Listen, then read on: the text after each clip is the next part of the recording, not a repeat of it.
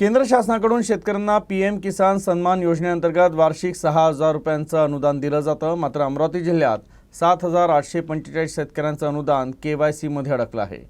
या शेतकऱ्यांना अनुदानाची प्रतीक्षा लागली आहे। केंद्र सरकारकडून 2019 मध्ये पीएम किसान सन्मान योजनेअंतर्गत 6,000 रुपये अनुदान सुरू झालं आहे। हे अनुदान शेतकऱ्यांना वर्षातून 4 महिन्यात 3 टप्प्यात 2,000 रुपयांप्रमाणे दिलं जातं। अमरावती जिल्ह्यात आतापर्यंत 15 ते 16 टप्प्यात हे अनुदान शेतकऱ्यांना देण्यात आले। जिल्ह्यात याकरता 2,79,458 शेतकरी पात्र करण्यात आले असताना यातील 2,71,613 शेतकऱ्यांची KYC पूर्ण झाली आहे, तर 7,845 शेतकऱ्यांचे KYC अद्यापही पूर्ण झाले नाही आहेत। त्यामुळे त्यांना या योजनेचा लाभ मिळाला नाही आहे। शेतकऱ्यांना अनुदानाची प्रतीक्षा लागली आहे। यामध्ये नांदगाव खंडेश्वर तालुक्यातील सर्वाधिक 792 शेतकऱ्यांचे KYC प्रलंबित आहेत।